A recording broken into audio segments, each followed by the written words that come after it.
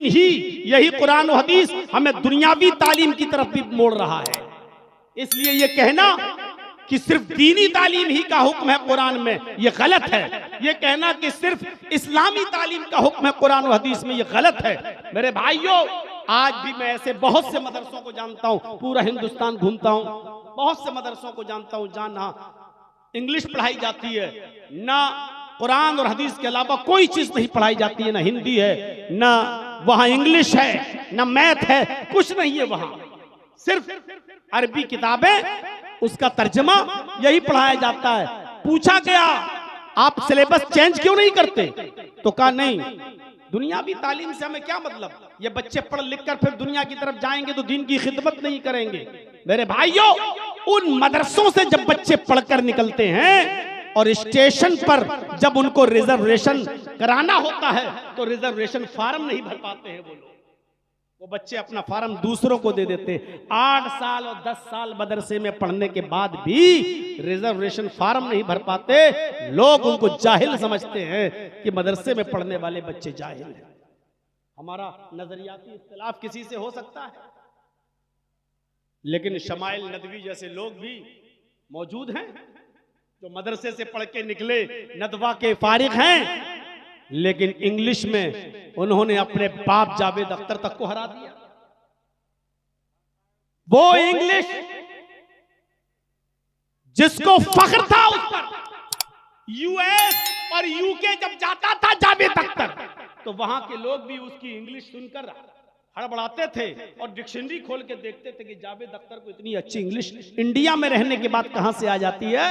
ऐसा पढ़ा लिखा और अंग्रेजी का ज्ञानी और अंग्रेजी जानने वाला आदमी शमाइल नदवी की एक अंग्रेजी नहीं समझ पा रहा है और बार बार पूछ रहा है, साहब ये आप कोई आसान जुमले इस्तेमाल नहीं कर सकते हैं कि आप इसको थोड़ा सा आसान जुमलों में नहीं बोल सकते हैं। मैं आपका सही बात तो यह है कि मैं आपकी ये इतनी डिफिकल्ट इंग्लिश समझ नहीं पा रहा हूं। मदरसे के बच्चे जब दुनियावी इल्म हासिल करने पे आते हैं तो दीन के साथ साथ दुनियावी इल्म में भी पुख्ता होते हैं। मेरे भाइयों, हमारा उनसे नजरियाती इख्तिलाफ हो सकता है, लेकिन इस बात में मैं उनसे सहमत हूं कि दीन के साथ साथ दुनियावी इल्म भी हासिल करना इंतहाई जरूरी है। और हमें अपने मुल्क में रहना है तो दीन के साथ साथ दुनिया को भी लेकर चलना पड़ेगा। कुरान हमें कहीं नहीं रोकता है कि दीन के साथ साथ आप दुनियावी इल्म हासिल न करें, बल्कि अल्लाह ने फरमाया आखिरत भी मांगो और दुनिया भी मांगो। ये नहीं कहा, दुनिया को मलून कह दिया, लेकिन ये नहीं कहा कि दुनिया को छोड़ दो, बल्कि कहा कि दुनिया में भी बहुत सी अच्छी चीजें, उनको लो, पकड़ो, हासिल करो। एक दुआ सिखलाई अल्लाह ने। जिन लोगों ने उम्रा किया होगा उनको मालूम होगा कि मुस्तलजिम से लेकर हजरे अस्वद जहां मौजूद है, इस कोने से लेकर इस कोने तक हजरे अस्वद तक आते वक्त जोर से हर आदमी को यही दुआ पढ़ना पड़ती है, चाहे वो उम्रा करने गया हो, चाहे वो हज करने गया हो, उसको ये दुआ पढ़ना पड़ती है, रब्बना आतिना फिद दुनिया हसनतन व फिल आखिरति हसनतन व क़िना अज़ाबन नार। रब्बना आतिना फिद दुनिया हसनतन व फिल आखिरति हसनतन व क़िना अज़ाबन नार। ऐ हमारे रब, हमें तू दुनिया की अच्छाइयां अता फरमा और आखिरत की अच्छाइयां भी अता फरमा, आखिरत की भलाइयां भी अता फरमा, व क़िना अज़ाबन नार, और हमको जहन्नम के अजाब से बचा ले, हमको जहन्नम के अजाब से नजात अता फरमा। अल्लाह ने तो दुआ सिखलाई बाकायदा कि दुनिया भी हासिल करो और आखिरत की तमन्ना भी करो। अल्लाह आखिरत की भलाइयां अता फरमा, आतिना फिद दुनिया हसना, और दुनिया की भलाइयां भी अता फरमा, और इसको दुआ करार दिया, ये दुआ मांगा करो। आप दुनिया के बगैर आखिरत नहीं बना सकते। वो मौलवी होंगे जो कहते होंगे दुनिया छोड़ दो, दुनिया से बिल्कुल कतई ताल्लुक हो जाओ। अरे आप बगैर दुनिया के चल ही नहीं सकते, लेकिन दुनिया को जरूरत के तहत इस्तेमाल करो। मैं इसकी एक मिसाल देता हूं, आपकी अकल में आएगी वो मिसाल। आपके पास झोंपड़ी है, घर नहीं है रहने के लिए, सऊदीया चले गए, दुबई चले गए, गल्फ कंट्री चले गए, 5-6 साल वहां काम किया, आपने कमाया, मेहनत करके लाए, अब आपको लगा कि अब हमारे पास पैसा हो गया, घर बनवाओ। अब आप अपने गांव में आके घर बनाते हैं तो ईमानदारी के साथ बताइए, आप जब अपना घर बनाते हैं तो उसी घर में टॉयलेट बनाते हैं कि नहीं बनाते हैं? हालांकि आप टॉयलेट में 24 घंटे नहीं रहते हैं, लेकिन टॉयलेट भी आपके घर का एक हिस्सा है। आप टॉयलेट में जाते भी हैं, आपको पेशाब लगा, आपको लेटरिन की हाजत है तो आप जाते भी हैं और थोड़ी देर बैठते भी हैं उसमें, 5 मिनट 10, चाहे कितना खूबसूरत टॉयलेट बना लो आप, लेकिन आप 5, 10, 15 मिनट से ज्यादा उसमें नहीं रहेंगे। आप उसमें खुशबू भी लगा लो, सब कुछ लगा लो, लेकिन आप उस टॉयलेट में 5, 10, 15 मिनट से ज्यादा आप नहीं रहेंगे। फिर आपको निकलना है, क्या टॉयलेट को घर से बाहर निकाल दोगे? नहीं निकालोगे। क्यों? क्योंकि वो आपकी जिंदगी का एक हिस्सा, आपके घर का एक हिस्सा है। लेकिन टॉयलेट को आप जरूरत के वक्त इस्तेमाल करते हैं, हर वक्त नहीं। दुनिया की यही मिसाल है। आप जिस तरह टॉयलेट को नहीं निकाल सकते हो, आप दुनिया से कतई ताल्लुक नहीं हो सकते हो। जिस तरह जरूरत के तहत आपको टॉयलेट इस्तेमाल करना पड़ता है, उसी तरीके से जरूरत के तहत आपको दुनिया का इस्तेमाल करना पड़ेगा। आपको उसका इस्तेमाल करना पड़ेगा। अब कोई ये कहे कि दुनिया छोड़ दो, तो ये बिल्कुल ऐसे ही है कि घर में टॉयलेट ना बनाओ, टॉयलेट हटा दो। आप नहीं हटा सकते, भले ही वो आपकी जरूरत का हिस्सा 24 घंटे उसमें नहीं रहते, उसी तरीके से आपको भी इस दुनिया में हमेशा नहीं रहना है। हमें और आपको आखिरत का सफर करना है, लेकिन आखिरत में अपना घर बनाने के लिए इसी दुनिया में भेजा गया है। इस दुनिया को हमें इस्तेमाल करना पड़ेगा, तौअन औ करहन, चाहे खुशी से इस्तेमाल करो और चाहे आप बददिली से इस्तेमाल करो, लेकिन इस्तेमाल करना पड़ेगा। मेरे भाइयों सुनिए, ये दुआ सिखलाई अल्लाह तबारक व तआला ने हुसूल दुनिया की, कि दुनिया में जो अच्छाइयां उनको हासिल करो। जंग बद्र होती है, 70 काफिर मारे जाते हैं और 70 कैद कर लिए जाते हैं। आपने उन काफिरों को जो कैद किए गए मारा नहीं, उनको कत्ल नहीं किया।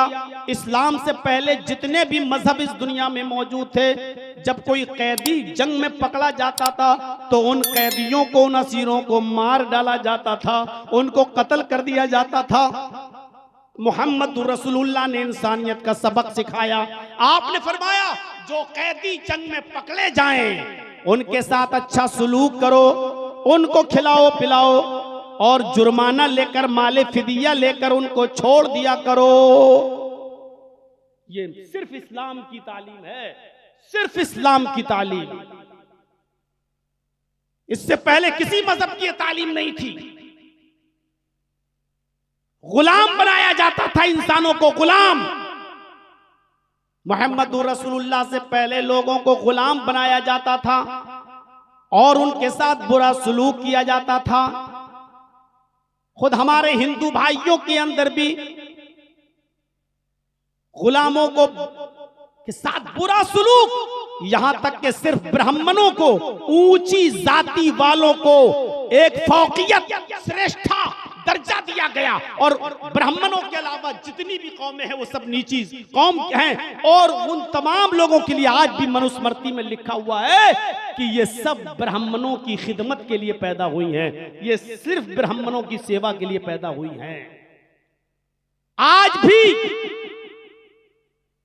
मनुस्मृति के उसी आधार पर देश की राष्ट्रपति द्रौपदी मुर्मू जैसी दलित औरत को आज तक राम मंदिर का दर्शन करने की परमिशन नहीं दी गई। साफ तौर पर लिखा है कि दलित ये ब्राह्मणों की सेवा करने के लिए पैदा हुए। ये इस्लाम जब आया तो मोहम्मद रसूलुल्लाह सल्लल्लाहु अलैहि वसल्लम ने गुलामी को खत्म किया। आपने ऐसी सजाएं मुतय्यन की कि उन सजाओं में गुलाम को आजाद करने का तरीका भी बता दिया। किसी तरीके से लोग गुलामी से आजादी पाएं। मसलन रोजे की हालत में अगर कोई शख्स अपनी बीवी से हम बिस्तरी कर ले रोजे की हालत में। अगर अपनी बीवी से हम बिस्तरी कर ले तो उसकी सजा इस्लाम ने यह बताई कि वो रोजा तो उसका टूट गया, वो रोजा उसको पूरा करना ही पड़ेगा, लेकिन इसके अलावा अब उसके लिए 3 सजाएं और मुतय्यन की। उन 3 सजाओं में पहली सजा यह बताई कि वो एक गुलाम आजाद करे। देख रहे हैं, ताकि इस जुर्म को जो इसने किया है इसकी सजा जब भुगतेगा, एक गुलाम आजाद करेगा तो कम से कम एक गुलाम को तो आजादी मिलेगी, एक आदमी तो इंसानों की गुलामी से छूटेगा। या इसी तरीके से कोई शख्स अपनी बीवी से कह दे अंत अलैया का ज़हर उम्मी, तू मुझ पर मेरी मां की तरह हराम हो गई, जा आज के बाद मैं तुझे हाथ नहीं लगाऊंगा। अब वो शख्स अगर ये चाहता है कि मैं अपनी बीवी को अपनी बीवी बनाऊं, मैंने इसको मां बोलकर बहुत बड़ा जुर्म किया है, तो अब वो अपनी बीवी बनाने से पहले एक गुलाम आजाद करेगा। ये गुलाम को आजाद करने की शुरुआत इस्लाम ने बताई है। ऐसी ऐसी सजाएं मुतय्यन की हैं कि उन सजाओं में गुलाम को आजाद करना। जब 70 कैदी गिरफ्तार किए गए तो अल्लाह के नबी ने फरमाया हम इनको छोड़ने के लिए तैयार हैं, जुर्माना दो, माले फिदिया दो और ले जाओ, माले फिदिया दो और ले जाओ। बहुत से लोग अपने अपने रिश्तेदारों को छुड़ा लाए, इतना माल दिया, चलो जाओ ले जाओ। सिर्फ 10 काफिर ऐसे रह गए, 70 में 60 छोड़ दिए गए। सिर्फ 10 काफिर ऐसे रह गए जिनके रिश्तेदारों के पास माल नहीं था, जो अल्लाह के रसूल को माल देकर अपने कैदियों को छुड़ा लाएं। तो अल्लाह के नबी ने उन कैदियों से कहा कि तुम्हारे रिश्तेदारों के पास माल नहीं है और तुम भी जाना चाहते हो, कि हाँ जाना तो चाहते हैं लेकिन माल नहीं है। आपने फरमाया तुम्हें कौन सी जबान आती है अरबी के अलावा? उन्होंने जवाब दिया कि मुझे अरबी के अलावा अबरानी जबान आती है। अबरानी जबान, अबरानी। अल्लाह के नबी ने फरमाया तुम में एक आदमी मेरे 10 सहाबा को अबरानी जबान सिखाएगा। देख रहे हैं आप, तुम में एक आदमी मेरे 10 सहाबी को अबरानी जबान सिखाएगा। अब तुम जितनी जल्दी मेरे सहाबा को अबरानी जबान सिखा दोगे हम तुम्हें छोड़ देंगे। अब जल्दी जाने के चक्कर में इन लोगों ने मुहम्मदुर रसूलुल्लाह सल्लल्लाहु अलैहि वसल्लम के सहाबा को जल्दी से अबरानी जबान सिखा दिया और आपने भी छोड़ दिया। जब ये सहाबा अबरानी जबान सीख गए तो अल्लाह के नबी ने उनको उस मुल्क के अंदर भेजा जहां के लोग अबरानी जबान जानते थे। आपने फरमाया जाओ, अब तुम उस मुल्क के अंदर जाओ और अबरानी जबान में इस्लाम की दावत दो। जो लोग अरबी नहीं जानते आप उनको अरबी अबरानी जबान में इस्लाम पहुंचाओ, उनको तौहीद की दावत अबरानी जबान में दो, उनको इस्लाम की दावत अबरानी जबान में दो। अब उनको उनकी जबान में इस्लाम पहुंचाया गया और वो लोग भी इस्लाम लाए। इससे पता चलता है कि मुहम्मदुर रसूलुल्लाह सल्लल्लाहु अलैहि वसल्लम ने दूसरी जबान सीखने को मना नहीं किया और दूसरी जबान में इस्लाम की दावत और इस्लाम की तबलीग से मना नहीं किया है। इसलिए आज जरूरत है इन मदरसों को दीन के साथ साथ दुनियावी तालीम भी दें। मैं जानता हूं कि सबसे बेहतर तालीम कुरान की तालीम है और अल्लाह के नबी ने दीनी तालीम को फर्ज करार दिया। मन तलब, आपने साफ फरमाया तलबुल इल्म फरीज़तुन अला कुल्li मुस्लिम, इल्म दीन का हासिल करना हर मुसलमान पर फर्ज है। इसमें मर्द भी शामिल है, औरत भी शामिल है।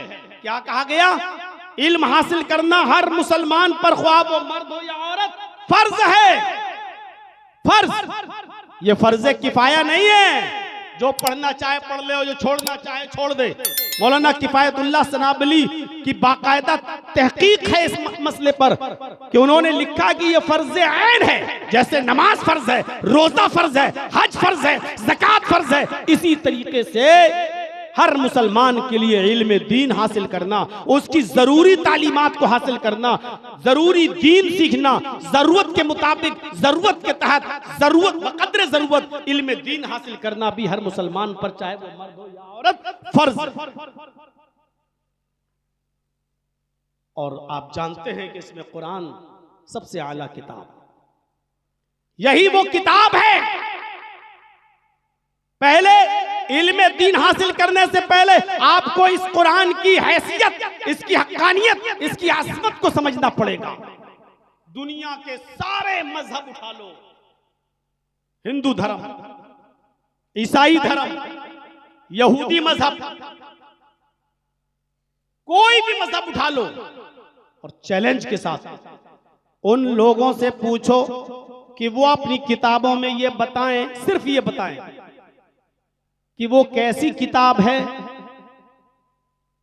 बाइबिल से पूछो, आए बाइबिल, इंजील बता तू कैसी किताब है, इंजील नहीं बताएगी। जबूर से पूछो, आए जबूर तू कैसी किताब है, जबूर नहीं बताएगी। आप हिंदू धर्म की किताबों से पूछो, वेदों से पूछो, आए वेद बता तू कैसी किताब है, वेद नहीं बताएगा। आप सवाल करिए, पढ़ जाइए पूरी बाइबिल, पढ़ जाइए इंजील, पढ़ जाइए जबूर, सारी किताबें पढ़ जाइए और पढ़ जाइए वेद, और पूछो कि आए वेद बता कौन सी किताब, कोई किताब आपको जवाब नहीं देगी। आप कुरान से पूछो, आए कुरान बता तू कैसी किताब है, आए कुरान बता तू कैसी किताब है, कुरान जवाब देगा ज़ालिकल किताबु ला रैब फीह, ये कुरान, ये किताब बिला शक व शुबा दुरुस्त है, इसमें शक करने की कोई गुंजाइश नहीं। ये कुरान आपको जवाब देगा। आप दूसरी किताबों से सवाल करो, आए किताबों तुम किन लोगों के लिए उतारी गई हो, किन लोगों के लिए भेजी गई हो, पूरी इंजील पढ़ जाओ जवाब नहीं मिलेगा, पूरा जबूर पढ़ जाओ जवाब नहीं मिलेगा, वेद पढ़ जाओ जवाब नहीं मिलेगा। आप कुरान से पूछो क्या है, कुरान बता तू कैसे, तू किन लोगों के लिए आया है, तुझे किन लोगों के लिए उतारा गया है, कुरान जवाब देगा हुदल लिल मुत्तकीन, ये कुरान अल्लाह से डरने वाले लोगों के लिए हिदायत है, मुत्तकीन के लिए हिदायत है। ये कुरान अल्लाह से डरने वाले लोगों के लिए हिदायत है। कुरान आपको हर सवाल का जवाब देगा। आप दूसरी किताबों से पूछो, आए किताबों बताओ तुम किस महीने में उतरी, अल्लाह की कसम इंजील नहीं बताएगी कि वो किस महीने में उतरी, जबूर जवाब नहीं देगी कि वो किस महीने में उतरी। हिंदू भाई अपने वेदों को पढ़ के नहीं बता पाएंगे कि वो किस महीने में उतरे हैं, किस महीने में नाजिल हुए हैं, या वेद व्यास जी ने उनको किस महीने में लिखा है, नहीं बता पाएंगे। आप मुसलमानों से पूछो, कुरान से सवाल करो, आए कुरान बता तू किस महीने में नाजिल हुआ, किस महीने में उतारा गया, तो कुरान आपको इस बात का जवाब देता हुआ नजर आएगा। शहरु रमज़ान अल्लज़ी उन्ज़िला फ़ीहिल कुरआन, रमजान का महीना वो बाबरकत महीना है जिस महीने के अंदर कुरान नाजिल किया गया है। कुरान आपको इस बात का जवाब देता हुआ नजर आएगा। आप दूसरी किताबों से पूछो, आए किताबों तुम किस रात में नाजिल हुई हो, दिन में हुई हो या रात में, न जबूर बताएगी, न इंजील बताएगी, न वेद बताएगा, न गुरु ग्रंथ बताएगा, न जैनिज्म बताएगा। दुनिया की सारी किताबें खामोश, किसी के पास जवाब नहीं। कुरान से पूछो, है कुरान तू दिन में नाजिल हुआ या रात में नाजिल हुआ, कुरान जवाब देगा लैलतुल क़द्री खैरुम मिन अल्फी शहर। हमने इस कुरान करीम को रमजान में आने वाली लैलतुल क़द्र के अंदर नाजिल किया है, और लैलतुल क़द्र का जागना 1000 महीनों की इबादत से ज्यादा बेहतर है। ये जवाब मिलेगा कुरान से। तौरात से पूछो, है तौरात तुझे लाने वाला नबी कौन, तौरात खामोश। पूरी तौरात में नहीं लिखा होगा कि मैं मूसा पे उतरा या मूसा लेकर आए। इंजील से पूछो कि तुझे लाने वाला नबी कौन, पूरी इंजील खामोश। ईसा का जिक्र तो है, जीसस का जिक्र तो है, लेकिन ये इंजील जीसस पे, ईसा पे उतरी, पूरी इंजील खामोश। वेदों से पूछो तुम्हें लाने वाला अवतार कौन, ऋषि कौन, पैगंबर कौन, वेद भी खामोश, वेदों में जवाब नहीं मिलेगा। आप कुरान से सवाल करो, आए कुरान तुझे कौन लेके आया है, तू किसके ऊपर नाजिल किया गया है, कुरान जवाब देगा नुज़्ज़िला अला मोहम्मद, ये इल्म खुदाबंदी को लेकर मोहम्मद रसूलुल्लाह नाजिल हुए हैं, ये कुरान मोहम्मद पर उतारा गया है, रसूलुल्लाह मोहम्मद रसूलुल्लाह के क़ल्ब अतहर पर नाजिल किया गया है। ये कुरान जवाब देता हुआ नजर आएगा। दूसरी किताबों से पूछो, आए किताबों क्या तुम्हारे अंदर चेंजिंग हुई है या हो सकती है नहीं, सारी किताबें खामोश। आप कुरान से पूछो, अरे कुरान क्या तेरे अंदर भी तब्दीली मुमकिन है, क्या तू भी बदली जा सकती है जैसे और किताबें बदल गई। कुरान जवाब देगा नहनु नज़्ज़लना ज़िक्रा व इन्ना लहू लहाफ़िज़ून, हम ही ने इस कुरान करीम को नाजिल किया है और हम ही इसकी हिफाजत फरमाएंगे। यानी कुरान जिंदगी भर कभी तब्दील नहीं हो सकता है। कयामत की सुबह तक तमाम सेहूनी और सल्जूकी ताकतें आ जाएं, लेकिन कुरान का जबर जेर तो दूर, कुरान का नुक्ता भी नहीं बदल सकती। एक साहब उठे थे कुरान बदलने के लिए, सुप्रीम कोर्ट में एप्लीकेशन दी थी कुरान की 40 आयतों को निकाला जाए, ये जिहाद के लिए उकसाती हैं। सुप्रीम कोर्ट ने एप्लीकेशन को खारिज कर दिया और 1 लाख रुपए का जुर्माना भी लगा दिया। ऐसी एप्लीकेशन लेकर आते हो, चला था कुरान को बदलने, अल्लाह ने उसी को बदल दिया, वसीम रिजवी से त्यागी बना दिया। चला था कुरान बदलने, वही बदल गया। अभी सुनने में आया है कि जिस मठ वाले ने उसको मंत्र मंत्र पढ़ाए थे, वहां के लोगों ने कह दिया इसके मरने के बाद हम इसको भैया शमशान घाट में नहीं जलाएंगे, हमारा शमशान घाट अपवित्र हो जाएगा, नापाक हो जाएगा। और उसके घर वाले और उसके समाज के लोगों ने लखनऊ में पहले ही कह दिया है कि अब ये हमारे कब्रिस्तान में भी दफन नहीं किया जाएगा, इसके लिए कोई एंट्री नहीं। देख रहे हैं आप, न वो शमशान घाट पे अब जलाया जाएगा, न उसको कब्रिस्तान में दफन किया जाएगा। चला था कुरान बदलने, अल्लाह ने उसकी हैसियत ये कर दी, न खुदा ही मिला न विसाले सनम, न इधर का हुआ न उधर का। मेरे भाइयों बदल दिया उसको, उसकी हैसियत देख लो अब क्या जो भी कुरान को बदलने की कोशिश करेगा मिट जाएगा, सफ़े हस्ती से तास तास हो जाएगा। कुरान करीम का एक जबर जेर तो छोड़ो, एक नुक्ता भी नहीं बदल सकता है। इन्ना नहनु नज़्ज़लना ज़िक्रा व इन्ना लहू लहाफ़िज़ून, हम ही ने इस कुरान करीम को नाजिल किया, हम ही इसकी हिफाजत फरमाएंगे। ये बच्चे जो कुरान पढ़कर फारिग हुए, अजीज तलबा, तुमने मामूली चीज हासिल नहीं की है, तुमने उस कुरान को हासिल किया है। इस कुरान के नुज़ूल से पहले मक्का उम्मुल खबाइस था, बुराइयों की जड़ था, कोई बुराई ऐसी नहीं थी जो मक्का में ना होती हो। लेकिन जब कुरान मक्के में नाजिल हुआ तो अल्लाह ने कुरान की बरकत से मक्का को उम्मुल कुरा बना दिया, तमाम बस्तियों की मां बना दिया।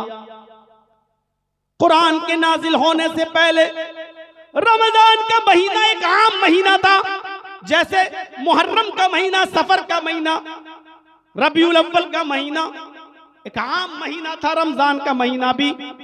लेकिन जब अल्लाह ताला ने कुरान को रमजान के महीने में नाजिल किया तो कुरान के नुज़ूल की बरकत से अल्लाह ने रमजान के महीने को सैयदुश शुहूर बना दिया, तमाम महीनों का सरदार।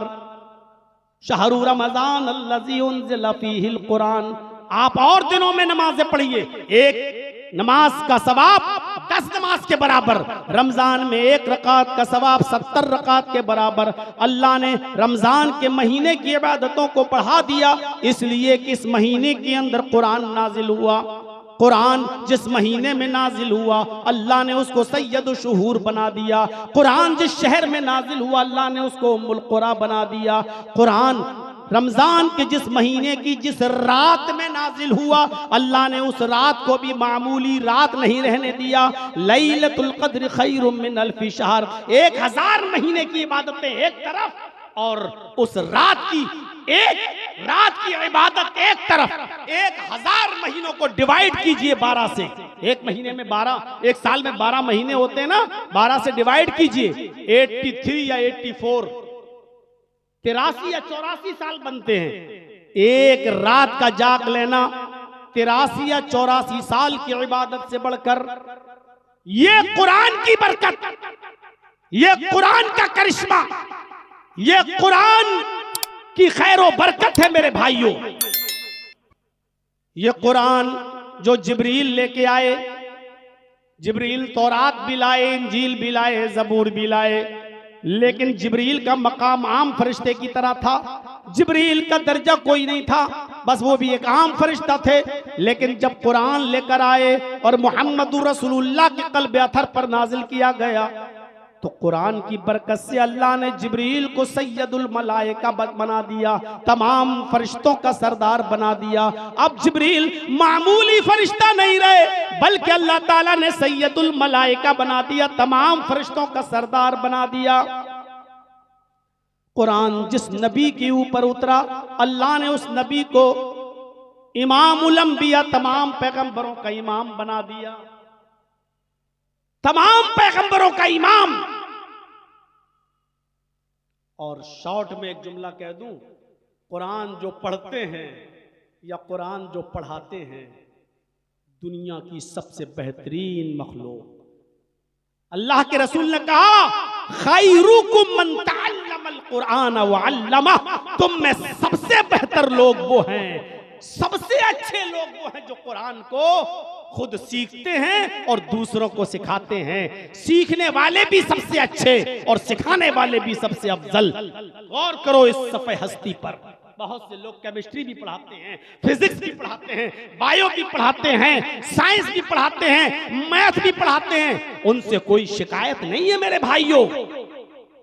आप गलत नहीं करते हैं, अच्छी बात है, लेकिन दुनिया के सबसे बेहतर इंसान वो हैं जो कुरान सीखते भी हैं और सिखाते भी हैं। इसलिए कि जो कुरान सीखेगा, जो सिखाएगा, उसका ऑटोमेटिकली ताल्लुक उसका कांटेक्ट फिजिक्स से भी होगा, केमिस्ट्री से भी होगा, फलकियात से भी होगा, बायो से भी होगा, साइंस से भी होगा, मैथ से भी होगा, क्योंकि कुरान तमाम उलूम का सरचश्मा है। सारे उलूम कुरान से निकलते हैं मेरे भाइयों। एक मैथ का जानकार जब कुरान पढ़ता है तो पूरा कुरान उसको मैथमेटिक्स की किताब नजर आती है। एक साइंस का जब कुरान पढ़ता है तो उसको पूरा कुरान साइंस की किताब नजर आती है। एक बायो पढ़ने वाला जब कुरान को पढ़ता है तो उसको पूरा कुरान बायो नजर आता है। मेरे भाइयों, कुरान सारे उलूम का सरचश्मा है। जिसने पढ़ा इज़ा समाउन फतरत, जब आसमान फट जाएगा, तो माहिर फलकियात ने रिसर्च करके कहा कि कुरान बिल्कुल सच्ची किताब है, एक दिन आसमान फटेगा। जिस साइंटिस्ट ने पढ़ा, कुरान में लिखा इज़ा शम्सु कुव्विरत, जब सूरज को लपेट दिया जाएगा। सूरज को लपेटने का मतलब सूरज की गर्मी को लपेटना, यानी धीरे धीरे सूरज लपेट दिया जाएगा, यानी उसकी रोशनी कम होती चली जाएगी, कम। और आज भी साइंस यही कहती है कि सूरज की गर्मी धीरे धीरे कम हो रही है। और जितनी गर्मी सूरज की कम होती है, जमीन अपने ऊपर इंसानों को जिंदा रखने के लिए, अनाज और गल्ले को जिंदा रखने के लिए सूरज की मकनातीसी कशिश इस जमीन को उतना अपने ऊपर खींच लेती है। देख रहे हैं आप, ये आज की साइंस कह रही है। सूरज जितनी गर्मी कम करता है, जमीन उतनी गर्मी हासिल करने के लिए सूरज की मकनातीसी कशिश, सूरज की चुंबक वाली कशिश जमीन को अपने ऊपर खींच लेती है। एक दिन सूरज की गर्मी कम होते होते जब कम होती जाएगी और जमीन ऊपर की तरफ बढ़ती जाएगी, और एक दिन ऐसा आएगा कि सूरज की गर्मी बिल्कुल कम हो जाएगी और जमीन ऊपर होते होते इतने ऊपर पहुंच जाएगी कि सूरज और जमीन के दरमियान सिर्फ 1 मील का फासला रह जाएगा। इसी को अल्लाह के नबी ने फरमाया, तकूनु शम्सु यौमल क़यामत का मिक़दार मील, कयामत के दिन ये सूरज 1 मील के फासले पर होगा। सूरज अपनी गर्मी धीरे धीरे कम करता जा रहा है और सूरज की मकनातीसी कशिश इस जमीन को धीरे धीरे ऊपर की तरफ खींचती जा रही है। ये आज की साइंस ने रिसर्च करके बता दिया। 1400 साल पहले कुरान ने जो कहा था, आज माहिरीन फलकियात इस नतीजे पर पहुंच रहे हैं कि कुरान बिल्कुल सच्ची किताब है। कुरान ने 1400 साल पहले ज़कात देने का हुक्म दिया और ज़कात का जो सिस्टम बताया अल्लाह के नबी ने, हैं? आप गौर कीजिए, बहुत आसान है। साहिब हैसियत हो, इस्तिताअत हो, हमने कह दिया 40 रुपए में 1 रुपया, 100 रुपए में 2.5 रुपए, 1000 रुपए में 25 रुपए, 1 लाख में 2500 रुपए। हम बहुत आसानी के साथ इसका हिसाब किताब जोड़ के बता देंगे। लेकिन अगर कल अल्लाह ताला अडानी को या अंबानी को इस्लाम की दौलत से माला माल कर दे, तो बताइए इसकी कितनी ज़कात निकलेगी? जरा कोई जाहिल जोड़ के बताए। अब अडानी जी की करोड़ों अरबों खरबों तो है नहीं, कितनी है ये आप अंदाजा लगा सकते हैं। जब तक आप मैथ नहीं पढ़ेंगे तब तक उसकी ज़कात का हल कैसे निकालेंगे? आज आप अपने मामूली हिसाब किताब के लिए, अपनी 2, 4, 5 फैक्ट्री के हिसाब किताब के लिए आप सीए रखते हैं, चार्टर अकाउंटेंट रखते हैं। मैं ऐसे बंबई के बहुत से सेठों को जानता हूं जो अपनी ज़कात के हिसाब किताब के लिए भी सीए रखते हैं कि कितनी इनकम हुई, कितना हिसाब आया, कितनी ज़कात देना है, हमें जोड़ के बताइए। मेरे भाइयों बताओ, कुरान में आने वाली व ईताउ ज़कात, इस ज़कात के मसले को हल करने के लिए जब तक आप मैथ नहीं पढ़ेंगे ज़कात का मसला कैसे हल करेंगे? इसलिए कुरान के इल्म को हासिल करने के लिए जरूरी है कि आदमी मैथ भी पढ़े। कौन कहता है कि इस्लाम दुनियावी तालीम से आपको रोकती है? आपके पास जमीनें भी हैं, जायदाद भी है, कारोबार भी है, फैक्ट्री भी है, आप मर गए, आपके बेटे भी हैं, बेटियां भी हैं, आपकी माँ भी जिंदा है, आपकी बहन भी है। आपके मरने के बाद अब आपकी वरासत कैसे तकसीम होगी? किसी का 1/2, किसी का 1/4, किसी का 1/6, किसी का 1/8। जब तक आप मैथ नहीं पढ़ेंगे तब तक आप अपनी प्रॉपर्टी, जमीन और जायदाद का बंटवारा नहीं कर सकते हैं। इल्मुल फराइज को सीखने के लिए आपको मैथ भी पढ़ना पड़ेगी। इसलिए कुरान और हदीस आपको दुनियावी तालीम हासिल करने से नहीं रोकती है। इसलिए मदरसों में आप दीन के साथ साथ दुनियावी तालीम का हासिल करना भी बहुत जरूरी हो। हमारे उत्तर प्रदेश के अंदर तो बुलडोजर चलाए जा रहे हैं मदरसों पर, और आपने देखा होगा 4-5 दिन से आज तक और NDTV, भारत जी न्यूज़ हमारे पीछे हाथ धोकर नहीं, नहा धो के पड़ा हुआ है।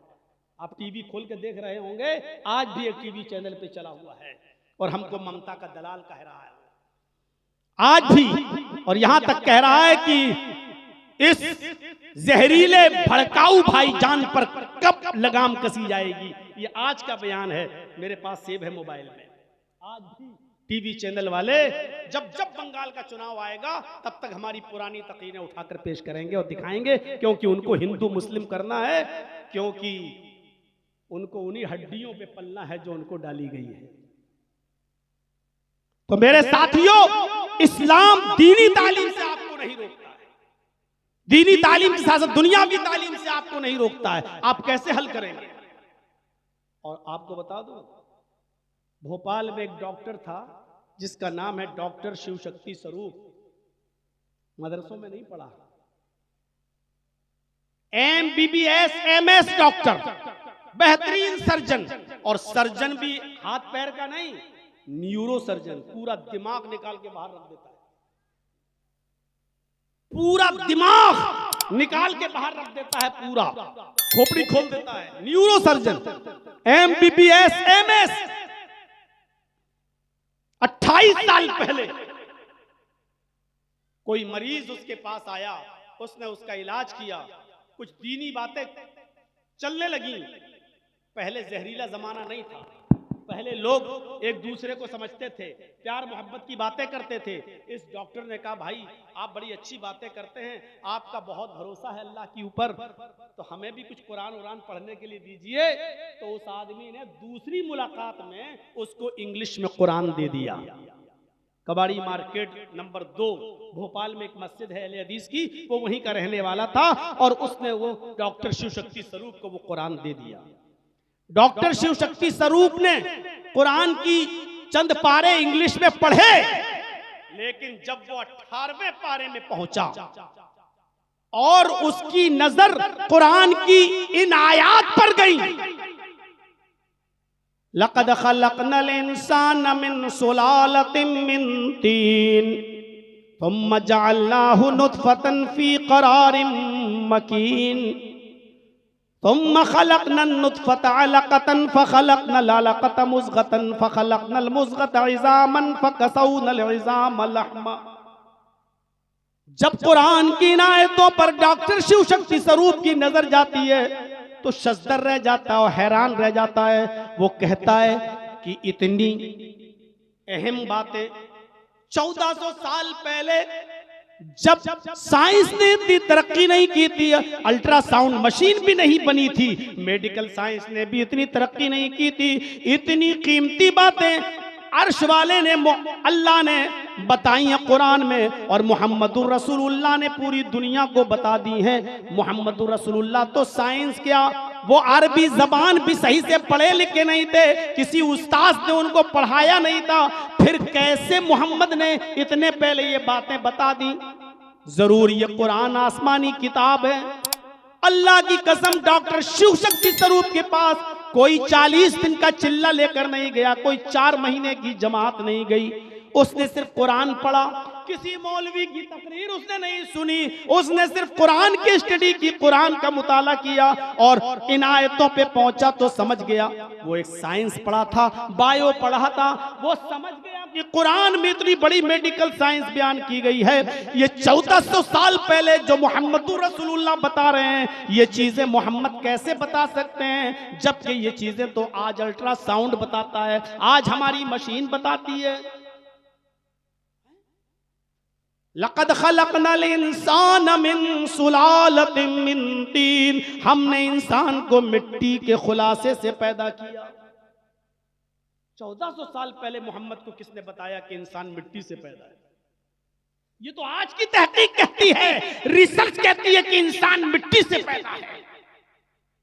तुम जअलनाहु नुत्फ़तन फ़ी क़रारिन मकीन, फिर हमने उस नुत्फे को, पानी के उस कतरे को एक मजबूत ठिकाने पर पहुंचा दिया।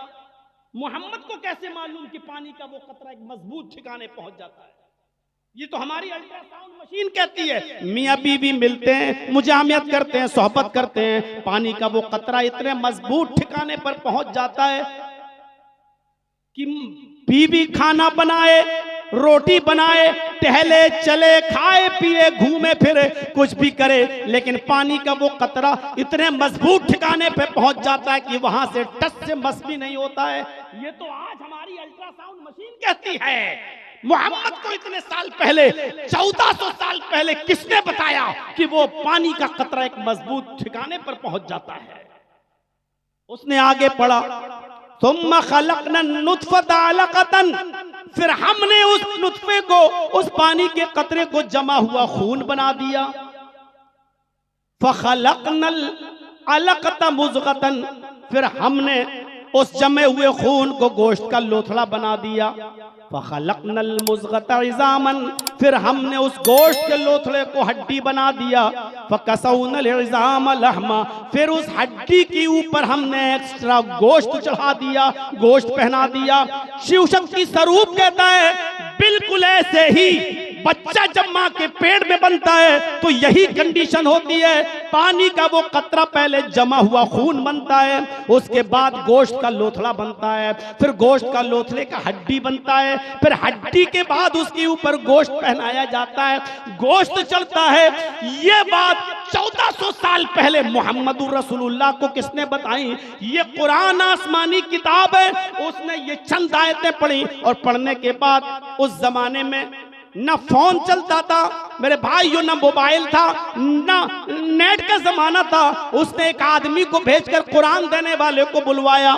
जब कुरान देने वाला उसके पास पहुंचा मेरे भाइयों, तो उसने कहा कि हम इस कुरान पर ईमान ले आए हैं और हम इस किताब को आसमानी किताब मानते हैं और इस किताब के लाने वाले मोहम्मद रसूलुल्लाह पर ईमान लाने के लिए तैयार हैं। वो इज्जत के साथ कबाड़ी मार्केट की मस्जिद गली मार्केट नंबर 2 में अहले हदीस मस्जिद में जाने के बाद वो डॉक्टर इस्लाम कबूल कर लेता है, कलमा पढ़ लेता है, ला इलाहा इल्लल्लाह मुहम्मदुर रसूलुल्लाह का इकरार कर लेता है, इस्लाम ले आता है। आज उस डॉक्टर का नाम इस्लामुल हक है,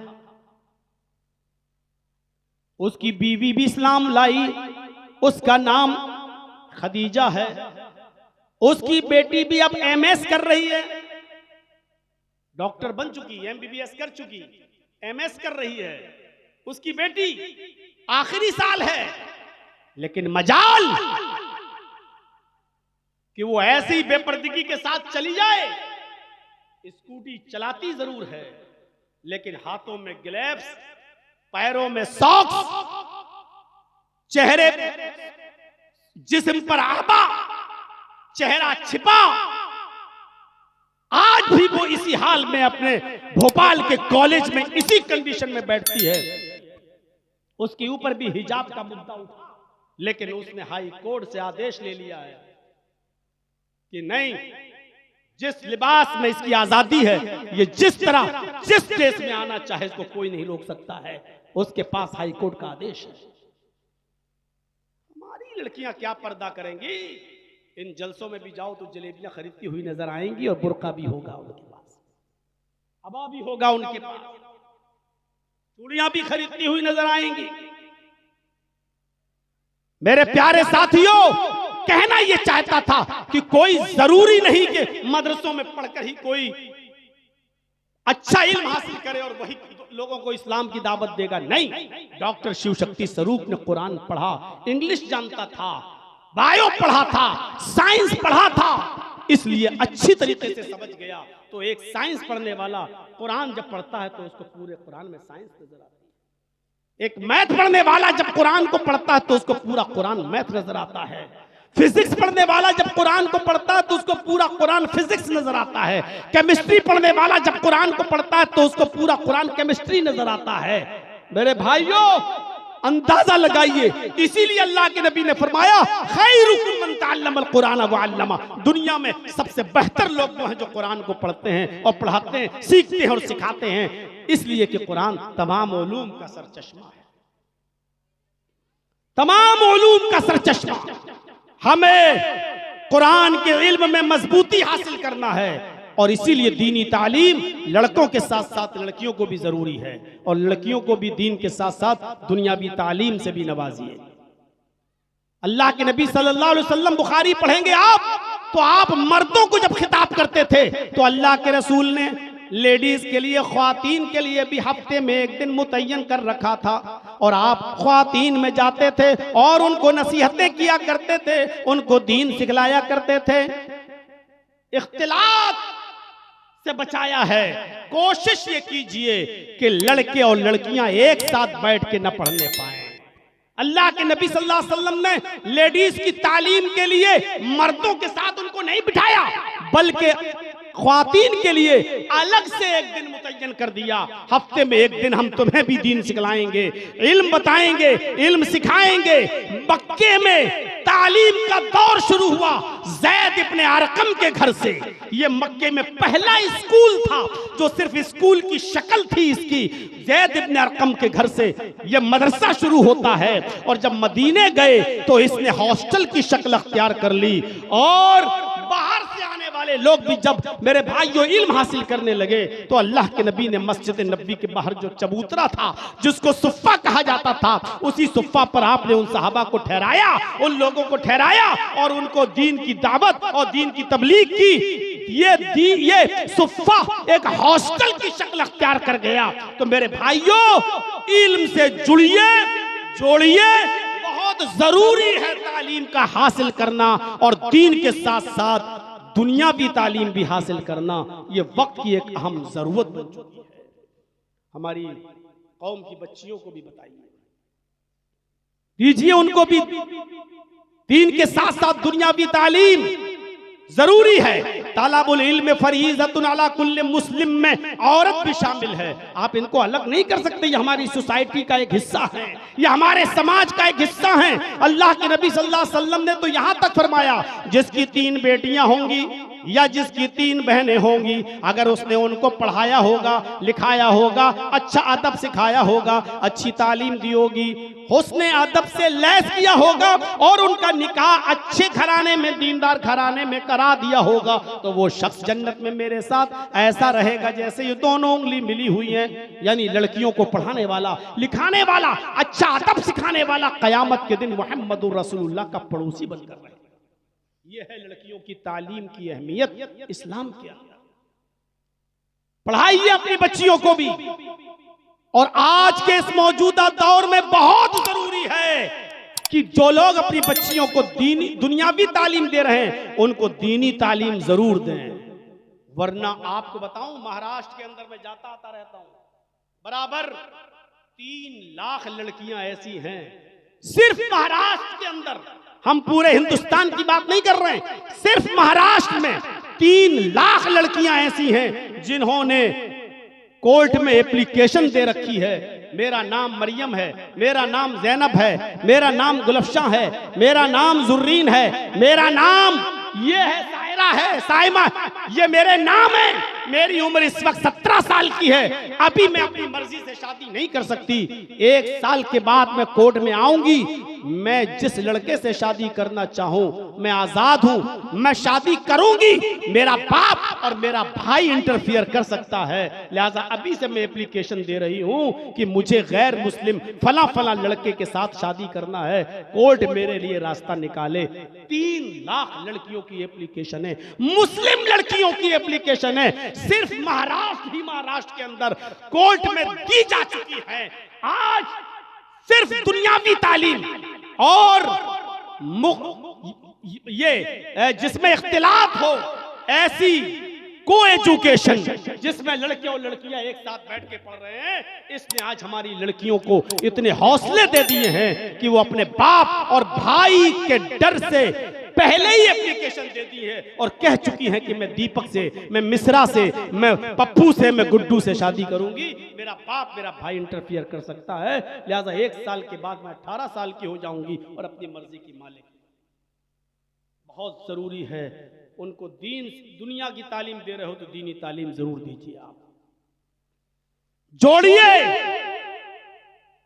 नहीं मालूम आपको, मैं हैदराबाद की आज भी एक लड़की को इतनी अच्छी तरीके से जानता हूं जिसने किसी गैर मुस्लिम से शादी कर ली, लेकिन 2 साल के बाद उस लड़के ने भी उसको तलाक दे दी। वो मां बन चुकी है, घर वालों ने एक्सेप्ट करने से इनकार कर दिया। उस हिंदू लड़के का भी परिवार, उसका समाज, उसका मुआशरा भी अब उस लड़की को नहीं रख रहा है। उस लड़की का बाप जर्जीत से मिल चुका है हैदराबाद के अंदर। आज वो लड़की तवाइफ के कोठे पर बैठकर अपना जिस्म बेच रही है, मजबूर हो चुकी है वो लड़की। मैं उस लड़की का ना नाम बताऊंगा ना उसके बाप के नाम का जिक्र करूंगा। इतना बता देना चाहता हूं मेरी कौम की बच्चियों, होशियार रहो, ये तुम्हें अपने घर की बहू नहीं बनाएंगे। होशियार रहो, इनका इरादा सिर्फ तुम्हारे जिस्मों से खेलकर एक मुद्दत तक इस्तेमाल करके बेयारो कार छोड़ देने का है। तुम्हारा मजाक बनाया जाएगा, तुम्हें तुम्हारा बाप भी एक्सेप्ट नहीं करेगा और तुम्हें वो समाज भी एक्सेप्ट नहीं करेगा। जो आज तक अपने दलित समाज को एक्सेप्ट करके हिंदू न कह सका हो, वो आपको हिंदू समाज में एक्सेप्ट करेगा? जो आज अपने हिंदू भाइयों को, दलितों को मुकम्मल दर्जा न दे सके हो हिंदू का, वो आपको मुसलमान से हिंदू धर्म अपनाने के बाद आपको वो हिंदू मान लेंगे? नहीं, इस वहमो ख्याल में मत रहिएगा, आप बहुत बड़े धोखे में हैं। इन बच्चियों को दुनियावी तालीम के साथ साथ दीनी तालीम दीजिए कि mothers lap is first college for children, माँ की गोद ये बच्चे का पहला मदरसा होती है। दीन का इल्म हासिल करने के बाद ये बच्चियां निकलेंगी तो पूरे समाज के लिए और अपने बच्चों के लिए मेरे भाइयों एक मशाले राह बनेंगी। क्योंकि एक मर्द, एक आदमी खुद अपने को फायदा पहुंचा सकता है, लेकिन एक औरत पूरे खानदान की इस्लाह करती है। अब्दुल कादिर जिलानी बगदादी रहमतुल्लाह अलैह बहुत बड़े एक बुजुर्ग गुजरे हैं मेरे भाइयों, अच्छा नाम लिया जाता है। इनकी किताब गुनियतुत तालिबीन पढ़ने के लायक है। मेरे प्यारे साथियों, पढ़िए। 12 साल के थे, काफिले में निकलते हैं, चोरों ने और डाकुओं ने लूट लिया। इनके पास आया, पूछा तुम्हारे पास भी कुछ है? जवाब दिया हाँ, 40 अशरफियां। कहाँ हैं? मेरे कुर्ते में यहां सिली हुई हैं। फाड़ के देखा तो 40 अशरफियां। कहा बेटा ये तो बहुत अंदर सिल दी थी तुम्हारी माँ ने, फिर तुमने मुझे बता क्यों दिया? अब्दुल कादिर जिलानी ने कहा कि चलते वक्त मेरी माँ ने मुझे नसीहत की थी कि बेटे झूठ कभी जिंदगी में मत बोलना, हालात कितने नागुफ्ताबे हों कभी झूठ मत बोलना। इसलिए मैं अपनी माँ की बात नहीं कर सकता था, मैंने झूठ नहीं बोला। डाकुओं के सरदार पर इतना अच्छा असर पड़ा कि कहा ये बच्चा अपनी माँ का इतना कहना मानता है, हम तो अपने रब का कहना ही नहीं मानते। सारे लोगों का सामान जो लूटा था वापस कर दिया और खुद से तौबा इस्तिग़फ़ार किया और बाकायदा दीन के सिपाही बन गए वो चोर, वो लुटेरे। एक छोटे से बच्चे को ऐसा किरदार, ऐसा बनाने में उसकी माँ का किरदार रहा। तो माँ अपने बच्चे को नेक बनाती है, माँ अपने बच्चे की बेहतर तरबियत करती है। इसके बरक्स सुल्तान डाकू की माँ को देख लो, जब फांसी दी जा रही थी सुल्तान डाकू को तो कहा कि तेरी आखिरी तमन्ना क्या है? तो कहा मुझे मेरी माँ से मिलना है। माँ को बुलाया गया, कहा ले ये तेरी माँ आ गई, मिल ले, अब भी कोई तमन्ना बाकी है? कहता है हाँ। कहा क्या? कहा मुझसे पहले मेरी माँ को फांसी दो। हैं? ये क्या बात है? कहा मुझे इतना बड़ा डाकू बनाने में मेरी माँ का किरदार है। मैं 5 साल का था, मेरी माँ ने मुझे सिक्का दिया, बेटा अंडा लेकर आओ। मैं अंडा लेने गया, अंडे वाले ने मुझे अंडा दिया, कहा बेटा पैसे? मैंने कहा अभी तो दिए हैं आपको पैसे। उसने सोचा कि बच्चा है झूठ थोड़ी बोलेगा, मैं ही भूल गया हूँगा पैसा लेने में। जाओ बेटा ठीक है दे दी तो कोई बात नहीं। मैं जब अपनी माँ के पास पहुंचा तो मैंने अंडा भी दिया और वो सिक्का भी। माँ ने कहा कि ये तो सिक्का मैंने अंडा खरीदने के लिए दिया था। कहा माँ मैंने दुकानदार से झूठ बोल दिया।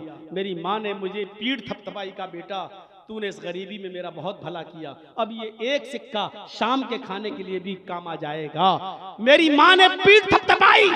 फिर मैं धीरे धीरे छोटी छोटी चोरियों से बड़ी बड़ी चोरी करने लगा। फिर मैं बहुत बड़ा डाकू बन गया। फिर इतना बड़ा डाकू बना कि सरेआम जो माल हमें नहीं देता था उसका मर्डर कर देता था, कत्ल कर देता था और उसका माल छीन लेता था। बिलाखिर पकड़ा गया, कोर्ट से मुझे फांसी की सजा सुनाई गई।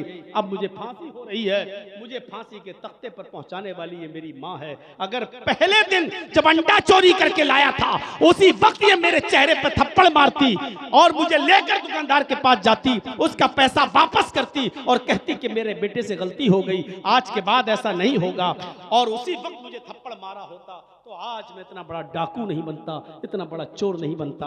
मुझे इस फांसी के तख्ते पर चढ़ाने वाली मेरी माँ है, पहुंचाने वाली मेरी माँ है।